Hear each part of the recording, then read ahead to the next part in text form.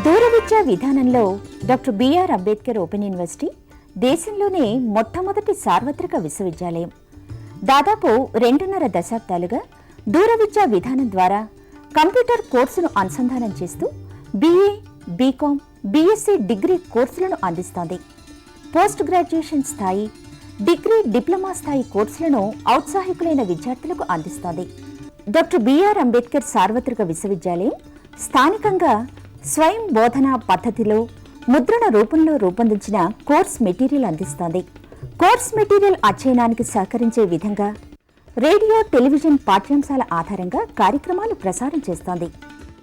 అధ్యయన కేంద్రాల ద్వారా ఏర్పాటు చేసే సలహా సంసర్గ తరగతులు, సైన్స్ ప్రాక్టికల్ సౌకర్యాలు విద్యార్థులకు స్వయం అధ్యయనానికి ఒక చక్కటి అవకాశం.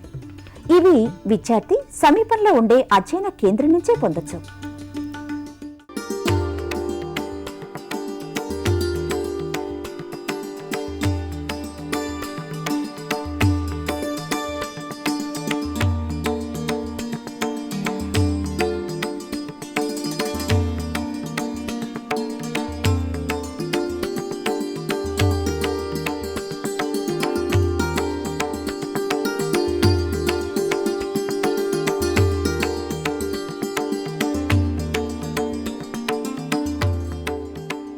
Welcome to today's teleconference program. A very good afternoon to Dr. B.R. Ambedkar Open University students and viewers. In this program, we will discuss on the continuity and differentiability of a function and its applications. To discuss about this topic, we have two experts in this studio. Let us introduce them. Dr. Kamala, Associate Professor of Mathematics, Usmania University. Welcome, madam. Thank you, madam. Another expert, Dr. Govardhan, Associate Professor of Mathematics, Usmania University. Welcome, sir. Thank you, madam. In this 60 minutes program, in the first 40 minutes, we will discuss on the topic, and the next 20 minutes, students can contact us to clarify their doubts within this topic only. Now, to contact us, I will give you contact numbers. Please note down 040-270-31431, 040-270-31432, 040-270-31433. Now, let us start our discussion with the concept of the limit of a function. Madam, can you explain, can you introduce the concept of the limit of a function? Yes, madam. But before going to the concepts, let us first remember the mathematicians who have really discovered these concepts, and they have introduced the whole world the concepts of calculus. The credit goes to Newton, who is from England, and Leibniz, who is from Germany. Royal Society of Mathematics has given credit to both the mathematicians for introducing all these concepts in calculus. So, now let us start the topic. Now, before going to the actual concept of limit, we first introduce the fundamentals of definition of a set and then the function. It is for the advantage of the students. Now, we all of us know that a set is a well defined collection of objects. By the word well defined, I mean given a set A and an element, we should be able to decide whether that element belongs to the set or it does not belong to the set. Once you know what the definition of a set, now we come to the concept of a function. We say f is a function from a set A to set B, where A and B both are non-empty sets, if every element of A is associated with a unique element in B. By the word unique, I mean that every element of A should have an image in B, and the image must be unique. That means one element cannot have two different images. The set A is called as domain of the function, set B is called as codomain of the function.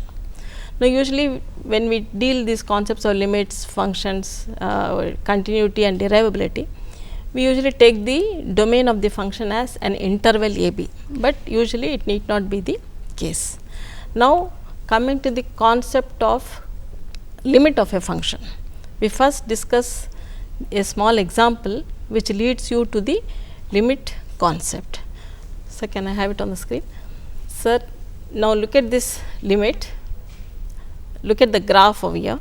this is the graph of the function f of x is equal to x plus 3 into x minus 2 whole square. Now, we talk about the limit of this function at x tending to 2. Now, as x comes close to 2, there are two paths, one is from the left hand side and the other is from the right hand side.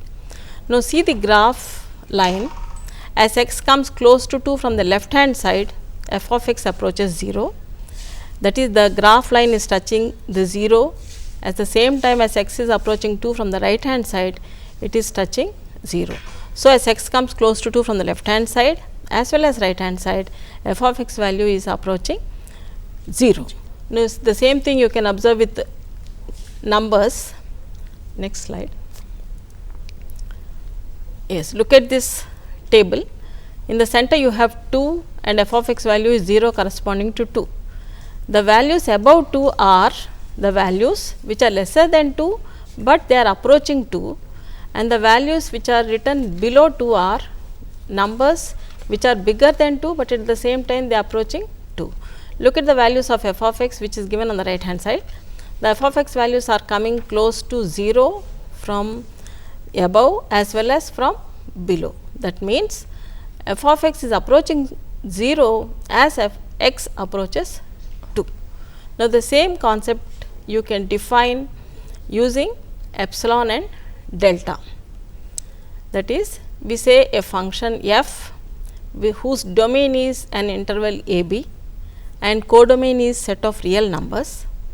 We say a function f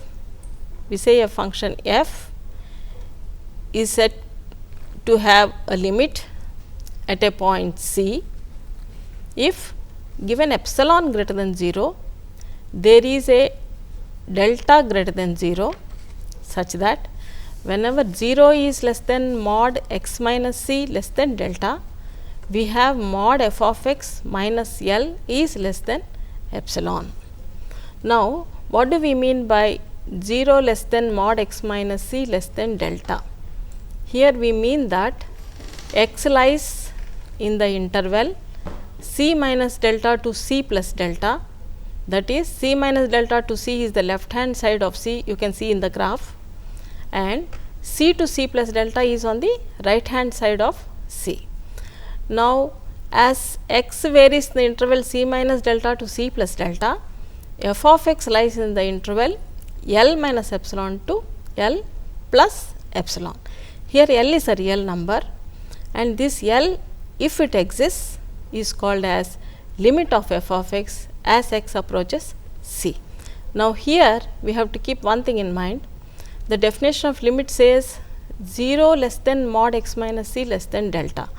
That means, we are just talking about the behavior of the function in the neighborhood of the point c, but x is never equal to c. That is why you have 0 less than mod x minus c less than delta. Need not be equal to c. Need not be equal to c. But we usually do not talk about what is happening to the function at the point c in the case of limit. This comes only in the concepts of continuity. So, given epsilon greater than 0, there exists delta greater than 0, such that whenever 0 is less than mod x minus c less than delta, we have mod f of x minus L is less than epsilon. If such an L exists, then L is said to be limit of the function as x approaches c. That is the concept of limit of a function. So, this is the precise definition of a limit of a function. So, it was given by the Weierstrass in 19th century. Yes. Yes, sir, can you explain the method of using epsilon delta definition to verify the limits? Yes, madam. First of all, we have to note one important point in this definition. We say that f x approaches limit L as x approaches c, provided such a big condition is valid, that is given epsilon positive, there should exist a delta, such that whenever modulus of x minus c greater than 0 less than delta, the corresponding x's images, namely f x's, should be at a distance less than epsilon from L. But the definition itself contains several difficulties. There are several difficulties in the definition. First of all, suppose a question like this is given to the student. check whether fx has got limit at c. This is a big question in my view, because first one should guess whether that fx has got limit at c or not, like L. So one should guess the existence of L or non-existence of L. In case such a L is guessed, and one should guess correctly. Guessing correctly will not suffice, that has to be ascertained with a proof. Okay. That means with epsilon delta business, one has to ascertain the same. Okay. So there are several difficulties in the definition itself, to be frank. It's the toughest concept.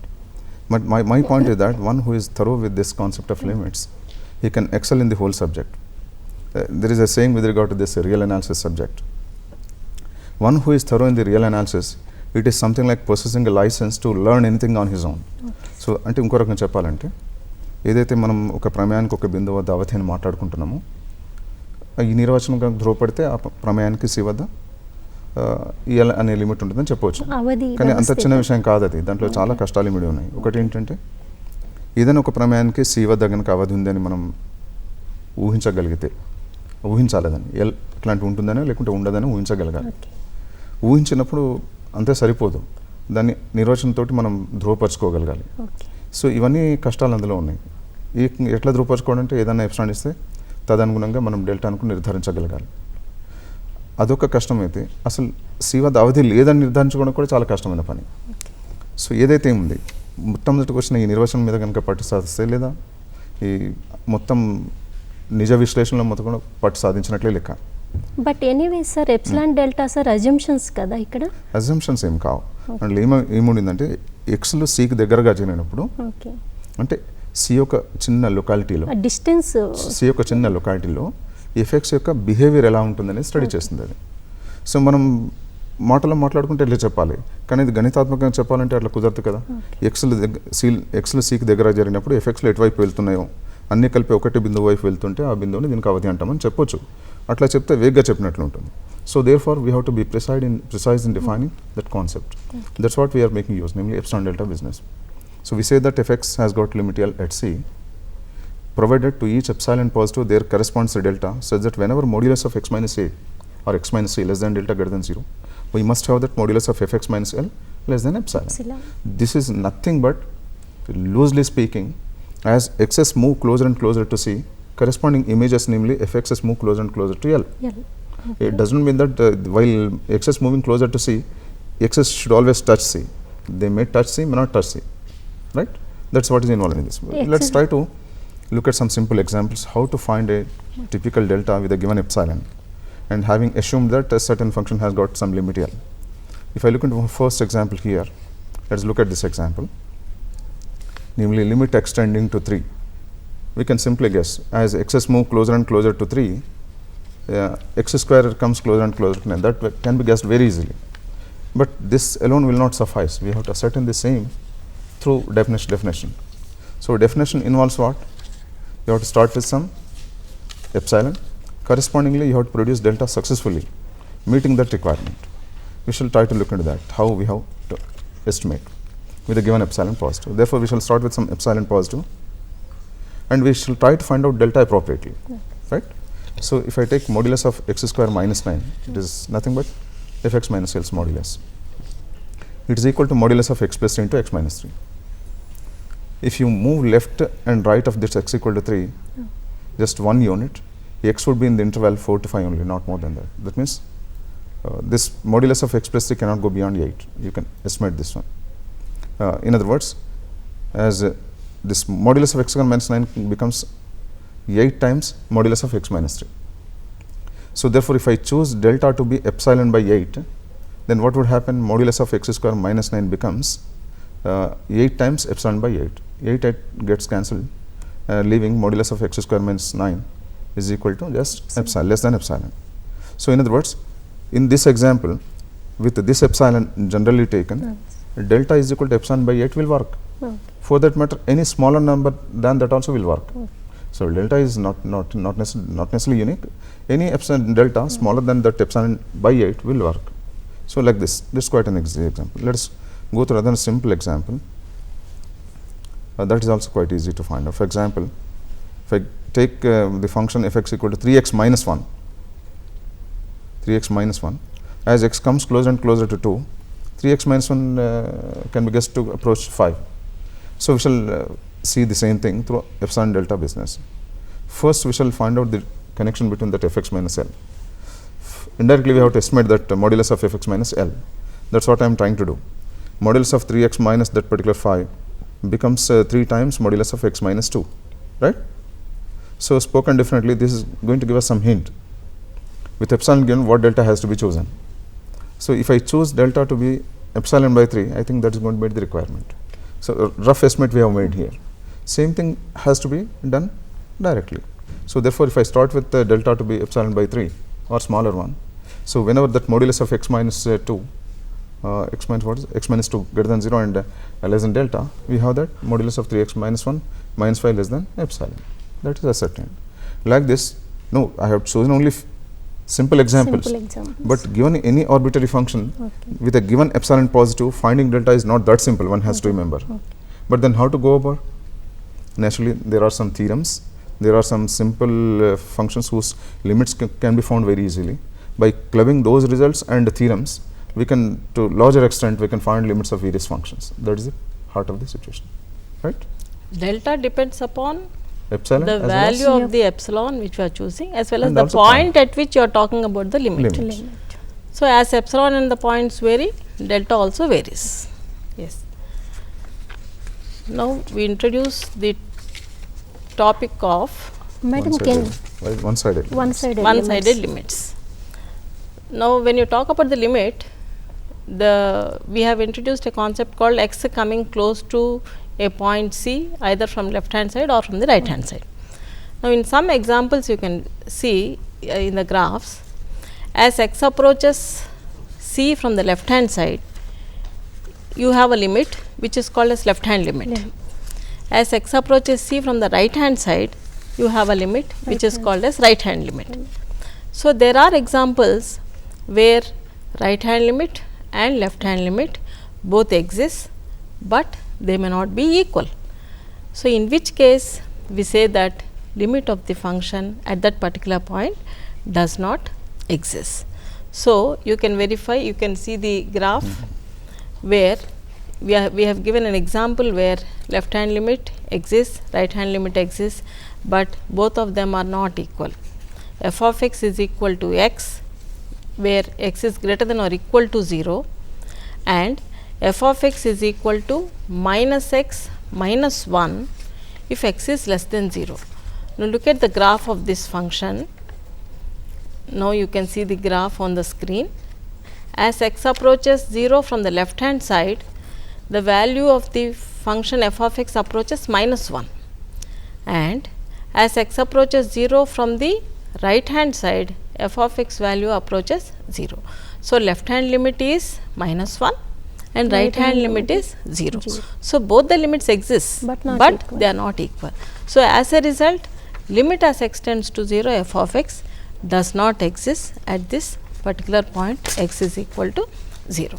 Now, similarly, you have an example, that is the next example, where the left hand limit exists, right hand limit exists, and both of them are equal.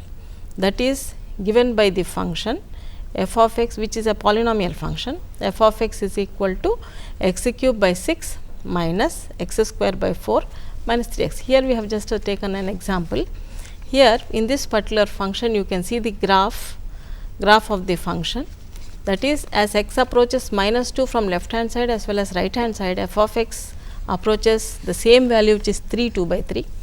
And similarly, at the point x is equal to 3, as x approaches 3 from the left hand side as well as right hand side, f of x approaches the same value, which is given by, I think it is minus 6 into 3 by 4. So, in this case, the function is a well behaved function. Limit x at the points from both the sides, left hand as well as right hand side, exists at the points x is equal to minus 2 as well as x is equal to minus 3. Now, you have a third example where you have different types of cases. Now, look at this graph. This graph at the point x is equal to minus 3, you can verify left hand limit and right hand limit both are equal. So, limit exists at that particular point. But same graph, if you look at the point minus 1, the left hand limit is some value and the right hand limit is some other value. Therefore, left hand limit and right hand limit is not equal at the point minus 1, and hence their limit does not exist. But if you take the point x is equal to 3, there also you have left hand limit, right hand limit, both exist, both are equal. Now, look at the point x is equal to 5. Here it is an interesting example. As x comes close to 5 from the left hand side, f of x is approaching minus infinity, and as x comes close to 5 from the right hand side, it is approaching plus infinity. So, left hand limit is minus infinity, right hand limit is plus infinity, both of them are not equal. So, limit at x is equal to 5 does not exist. But at the same time, as x approaches infinity, f of x value goes to 0 in this particular example. Now, this example of a graph gives you different types of discontinuities which you can discuss. Now, similarly, you have a trigonometric functions. Here we take the function f of x is equal to sin x. Now, sin x is a beautiful graph, and we feel very happy looking at the graph of sin x, because you do not have any complications in the graph. Look at the behavior of the graph as x tends to 0. As x tends to 0 from the left hand side or right hand side, f of x value approaches 0. Similarly, at x is equal to pi by 2, f of x value approaches 1, and hence this trigonometric function is a very well behaved function. So, you can classify the limits as left hand limit, right hand limit, both are existing but not equal. In some cases, one of the limits may be plus infinity or minus infinity, and the other one may be a finite value. In some cases, where both of them may go to plus infinity and minus infinity, and so on. And in some cases, both the limits may be equal, in which case we say that limit exists. Now, in all these concepts, we have not spoken about the value of the function at that particular point C. We do not talk anything about that value C. Now, we come to the concepts of continuous functions. Madam, here you, as you told that if the limit is exist means if it is a finite value, the limit we can say exist. Yes. Either it may be left hand limit or right hand limit. But what about if infinity? Infinity is not taken as a real number. So, if the f of x approaches plus infinity or minus infinity, we say limit does not exist. We can say that. Yes, we define it as the limit does not exist. That is what it is. Sir, here as both of explained what that a precise definition of a limit and both left hand and right hand limits, and according to these concepts, can you explain visually all these concepts what you explained till now? Certainly. Nowadays, with the advent of computer science technology, there are various simple softwares are available which can be used in the classroom teaching. So, to give you numerous examples, I want to make use that GeoGebra software, which is a simple software which can be used in the classroom teaching, and we shall try to look into some of the graphs. So, if I look into this one, the ones we have spoken here, I am using graphs from GeoGebra software. It is a free software available on the internet, which works on all platforms, can be installed on any device, mobile device, laptop or desktop, and you can create graphs. You can understand well about these limits. Here is one example I have taken by using GeoGebra. The function here is y is equal to x square. I am trying to look at the meaning of epsilon delta business in seeing the limit of a function f at a particular point. If a is a point taken here, something like this, just look at here. If a is a point here, and you just choose some look at fa here. My point is that as x approaches a, fx is going to approach this fa. If you look at the graph, this fx equal to x y is nothing but parabola. So, parabola's graph is without any breaks, right? Breaks. So, as x approaches a, correspondingly that fx is going to approach fa, which is nothing but a square, to be frank. So, we shall verify the definition of limits by using epsilon delta through this visual. If I just increase delta, correspondingly the epsilon increases. If you decrease delta, Yeah, in other words, you choose any smaller neighborhood about Fa, namely Fa plus epsilon and Fa minus epsilon. Minus epsilon. Correspondingly, you can decide delta, which is very small, and within this delta vicinity of the point A, the corresponding Fs moves very closer to Fa. In fact, there will be at a distance less than epsilon from Fa, F of A. which is which can clearly be seen. If you move away from Fa, then corresponding delta will also be increasing. If you move closer to Fa, corresponding delta to come in the definition will be coming closer and closer to, or will be coming very small, Very small. positive, Positive. right? So this can be seen very easily. If I were to explain the same thing in the classroom by using chalkboard and this one, that becomes a bit difficult, but this explains the concept pretty well. You can just see as x's move closer and closer to A, corresponding fx are moving closer to Fa. That's what is happening here, right? The choice of epsilon is in our hands. Delta, Delta has to be depends made- on the Epsilon. epsilon. Epsilon and And also, also A. the Also point point A, A. Point when A. you are Point talking also. about the limit of a function. That's what we get. Sir, as you explained that we have the some certain properties of a limit of a function. Yeah. Can you explain please? Yes, yes. As I already pointed out in the beginning, there is a difficulty in finding or in seeing limits of functions, right? But then how to go about, how to remove If- those difficulties? If limit exists. Yes. Suppose that limit does exist, Okay. and we do not know how to find L. Even having found L also, we have to verify the same by using epsilon delta. Epsilon delta But definition. even suppose for simple functions you can do it pretty easily. But if I give you some complicated functions, let's say something like x square sin x, x cube into e power x into cos x, if such complicated functions are given, which are nothing but composites of various other functions, then checking for its limits and verifying through means of epsilon delta is quite difficult. Then what we have to do is, there are some theorems, there are some results Results. which speak about limits of some special type of functions. Okay. So these two results can be clubbed to answer such difficult questions. For example, limit of a constant function is same always. So if x equal to c, limit extending to a if x equal to c, where of course x is any real number. It itself. So The limit similarly, is itself. limit extending to a, Okay.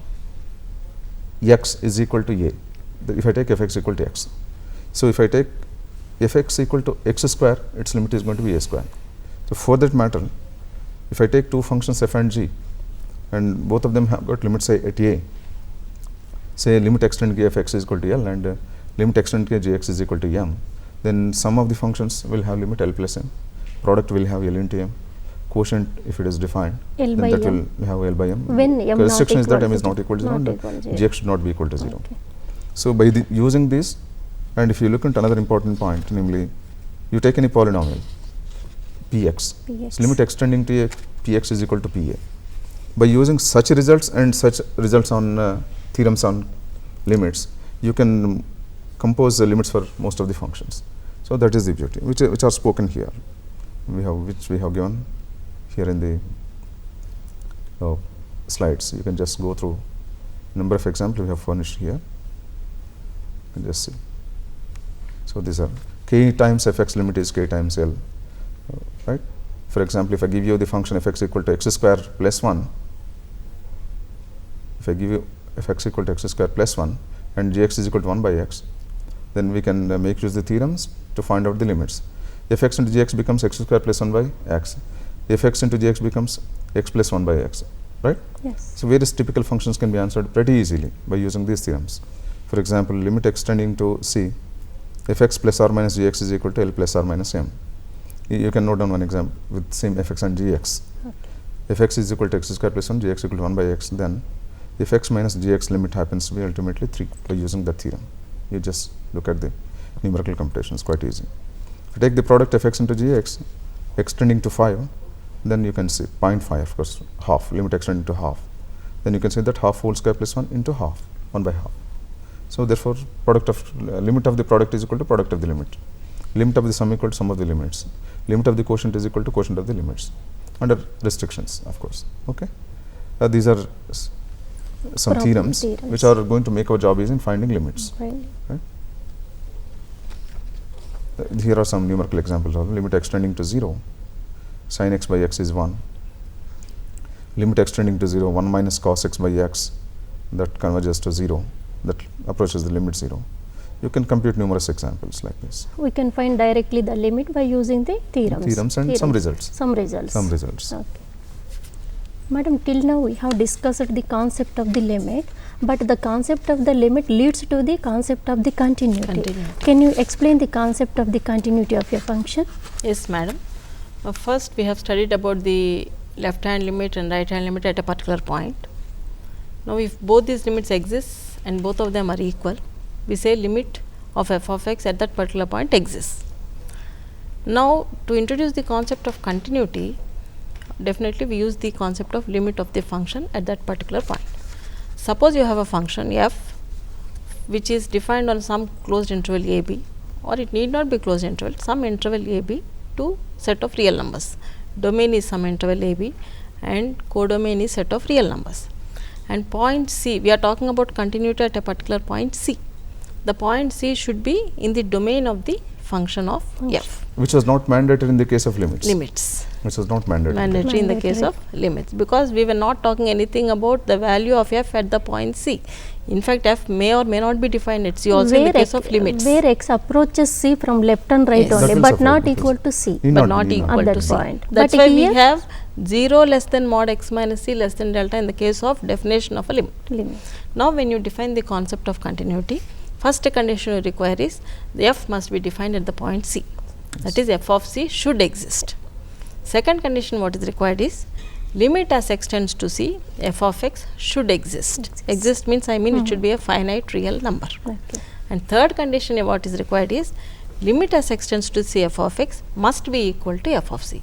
If all these three conditions are satisfied, then we say that f of x is continuous at a particular point C. Now, the same thing you can observe in the case of graph, where the point C is in the domain of the function. The curved line which is drawn is the graph of the function f of x.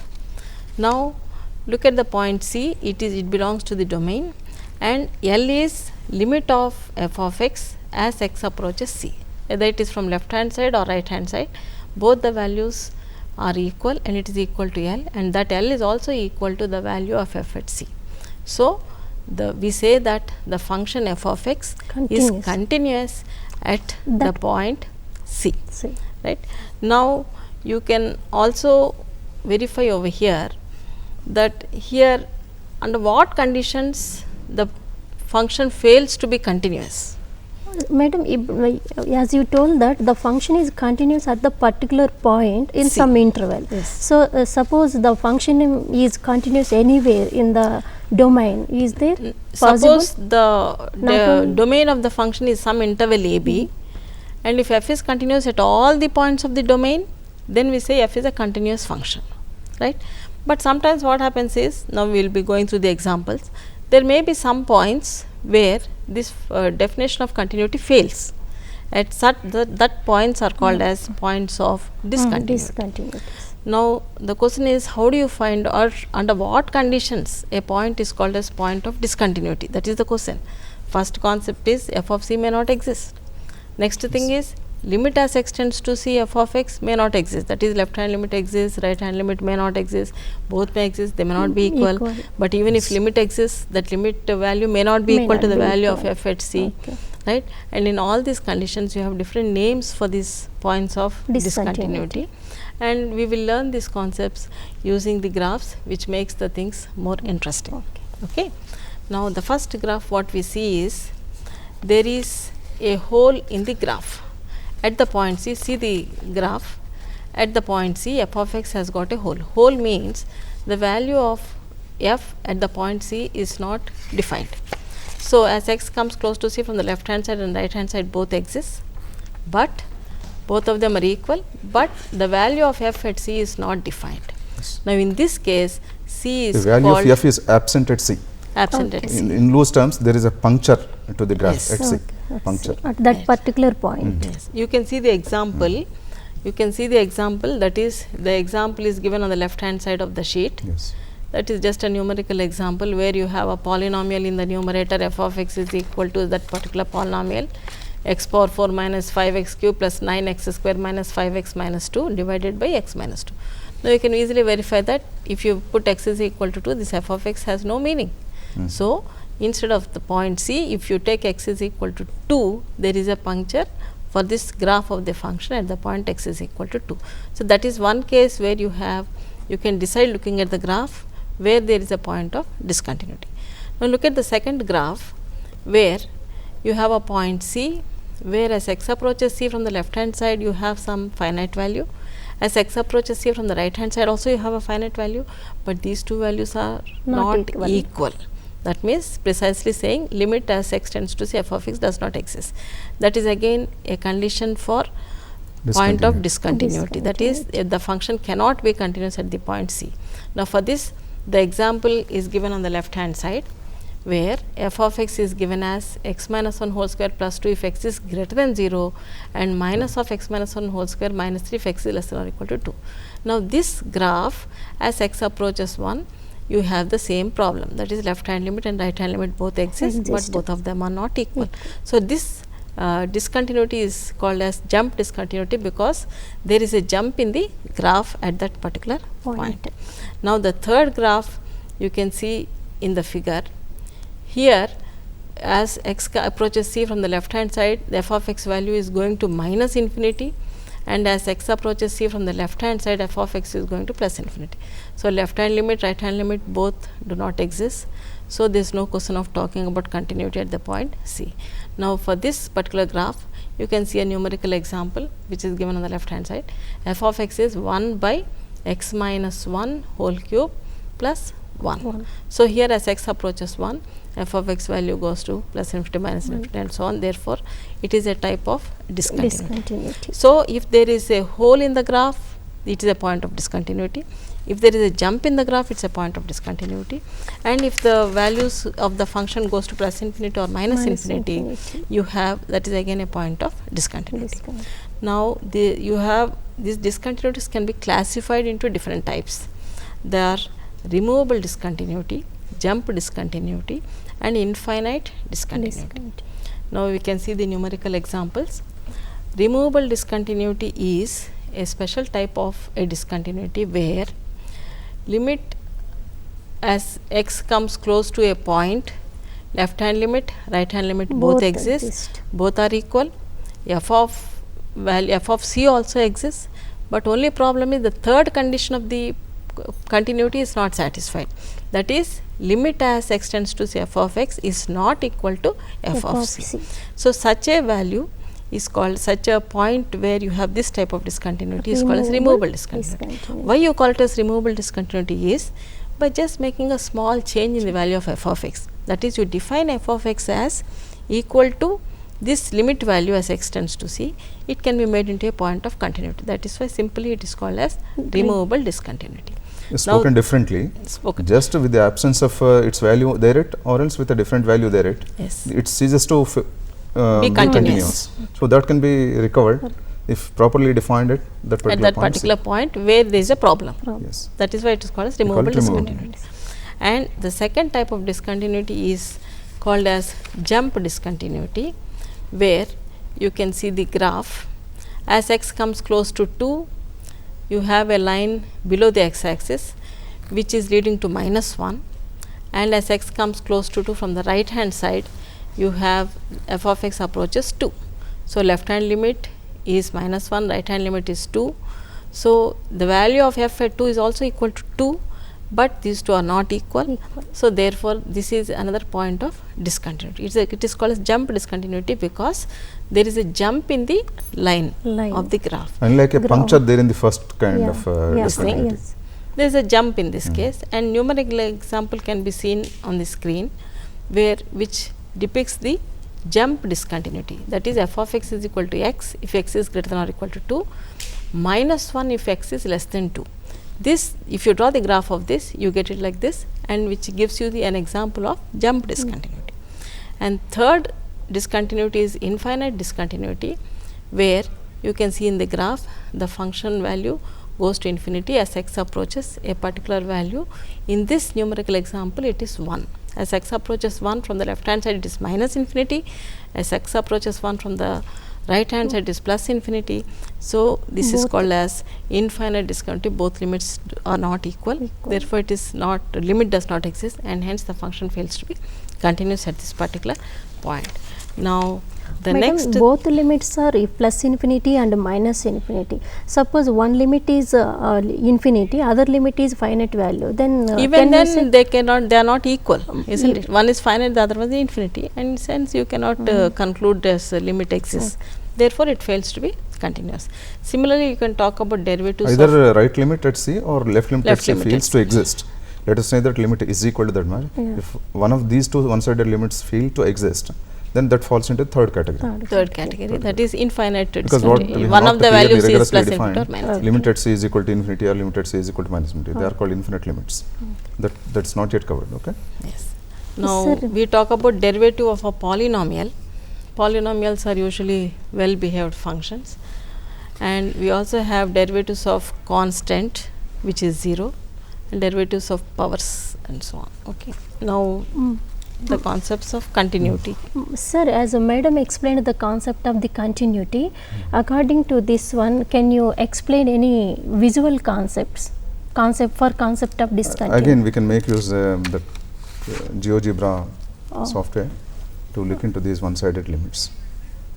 So we have prepared some graphs by using GeoGebra. A function when it is continuous, when it is discontinuous.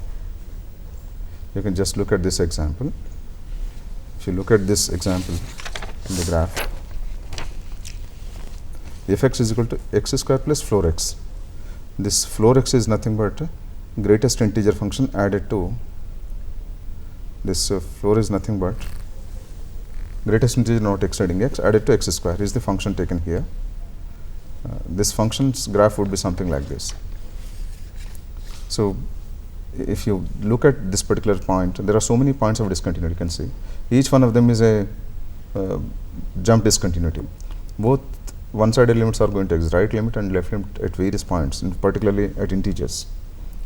Because floor x function fails to be continuous at integers, floor x plus x square would also be of the same kind, and at every integer that fails to be continuous. And you can see the jumps everywhere. You can just see this is one jump here, and here left limit is this much 5, right limit is 6. At this particular point 3, left limit is something 11, right limit is something 12. So these jumps you can see. You can even change this function also. Floor x plus sin x, you can just take, instead of I have taken only function to be x square plus 4x. So I would like to take another point, sin x. If I take sin x plus x is floor x, if I draw this graph, it would be something like this, something funny which you cannot see in the classroom. Am I right? Yes. This is the graph of the function sin x plus floor x. There are so many discontinuities you can see, and each one of them is a jump discontinuity, right? You can even look at several other examples also. For example, if I take, instead of this, I want to go through another example, 1 over x minus 1. Let me take x minus 1. If I take this example, 1 over x minus 1, you can see the graph something like this, wherein you can see the other type of discontinuity at 0. At 0 you have got, there is a break. If you move from right side to 0 towards 0, the fx's are becoming arbitrarily big. When you move closer to 0 from left side, fx come very arbitrarily close to minus infinity, right? That's what you can observe here. So with the function 1 by x minus 1, like that you can get full acquaintance with all these concepts by using such graphs of various functions if you use this particular GeoGebra software. So we have to encourage the students to use this software to understand these concepts. Okay. But we have some properties of continuity of your function, sir. Can you give yes, exactly. these results? Again, because one point we have to observe carefully. Okay. Continuity is also a kind of limit, as we have spoken. To see the continuity of a function at C, we must have that the limit at C should exist. F has to be defined at C. That limit value should be equal to Fc. But all these things are necessary only when f's are defined on intervals. In Yes. case functions domain is non-interval, then these definitions are not correct to be found. So on a Okay. limited class of functions, Yeah, yeah. this definition works. Because our primary interest is in the functions which are defined on intervals, this definition is going to work to a greater extent, no problem. But otherwise, you have to make use of the epsilon delta business.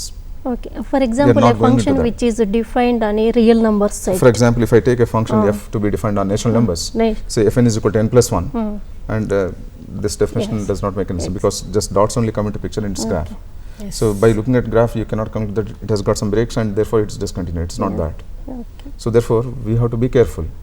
Actual definition is not this one, but because we have taken the functions only on intervals, Okay. the definition is going to work. One. So whatever that may be, still even by taking this definition also into account, there is involvement of limits. Oh. And when involvement of limit is there, again difficulties are going to follow. So how to overcome them? As simple as that. As we have done in the case of limits of Limits. functions, here also you can derive say various properties of continuity Certain at a particular results point we C. have. Okay. You have to make use those continuity properties, and we have to make use continuity of some well-known functions, Okay. and then you make use of these two machinery Okay. to produce the continuity of various other complicated functions as well. Yes. అంటే ఇక్కడ చెప్పేది ఏంటంటే continuity నిర్వచనం కూడా అవధి నిర్వచనంలాగా కనిపిస్తుంది చూడడానికి. అవధులు ఎప్పుడైతే ఇన్వాల్వ్ అవుతాయో అందులో చొరబడతాయో నేచురల్గా కష్టాలు ఎదురవుతాయి. ఇంతకుముందు లిమిట్స్ సందర్భంలో ఏవైతే మనం ప్రయోగించామో అవి ఇక్కడ కూడా చాలా వరకు ఉపయోగపడతాయి. ఉదాహరణకి అవిచ్ఛిన్న ప్రమేయాలు ఏవైతే మనం తీసుకుంటున్నామో, ఏమన్నా రెండు ప్రమేయాలు ఎఫ్ కామాజీలు సి వద్ద అవిచ్ఛిన్నం అనుకోండి, అప్పుడు ఎఫ్ ప్లస్ జీ సి వద్ద అవిచ్ఛిన్నం, ఎఫ్ ఇంటూ జీ సి వద్ద అవిచ్ఛిన్నం, ఎఫ్ డివైడెడ్ బై జీ కూడా సి వద్ద అవిచ్ఛిన్నం. ఇట్లా ఇవన్నీ ప్రాపర్టీస్ ఎక్కడైతే మనం లిమిట్స్కి మనం చూసామో అలాంటి అన్ని ధర్మాలు ఇక్కడ కూడా వర్తిస్తాయి. ఈ ధర్మాల్ని కాకుండా కొన్ని తెలిసిన ప్రమేయాలకి యొక్క అవిచ్ఛిన్నతను దృష్టిలో పెట్టుకుంటే ఆ ప్రమేయాల్ని ఈ సూత్రాలని కలగలిపి కొంచెం సంక్లిష్టమైన ప్రమేయాల యొక్క అవిచ్ఛిన్నతను కూడా మనం సర్చ్ చూసుకోవచ్చు. అది ఉన్న అడ్వాంటేజ్. అవే మనం ఇంకా ముందున్న స్లైడ్స్లో చూపెట్టడం జరిగింది. చాలా ఫంక్షన్ మనం అట్లా చాలా వరకు సమాధానం చెప్పవచ్చు వాటికి. Okay, now, madam, can you explain intermediate value theorem? Yes, madam. This is Con- one of the applications of continuous functions. Now, intermediate value theorem says that if f is a function from a closed interval a b to a real number line, and you have the interval a b, and you know the value of f at a, that is f of a. Yeah. You know the value at b, which is f of b. So, intermediate value theorem says if f of a and f of b are real numbers, and m is a real number which lies between these two real numbers f of a and f of b, intermediate value theorem says there is a point C such that f of c is equal to m. That means precisely f takes all the values which lie between the two real numbers f of a and f of b. Now look at the graph over here. C is a number which lies in between a and b, and f of a is a real number which is given on the y axis, f of b is another real number, m is a number which lies between the two real numbers f of a and f of b. So there is a point C between a and b, so that f of c is equal to m. So and hence you get the name intermediate value theorem. All intermediate values between f and f of b are assumed by the function f. There is at least one point C, there may be more than one, at least one point C, so that f of c is equal to m. Now this intermediate value theorem have got many applications. Yeah. Usually given a polynomial of some degree, it's very difficult to find out the zeros of that polynomial. So this intermediate value theorem can be used to find the zeros of the function. That is because if f of a and f of b are of opposite sign, they are of different parity. Right. That is, one is positive, the other one is negative. Obviously 0 is a real number which lies between these positive number and real number.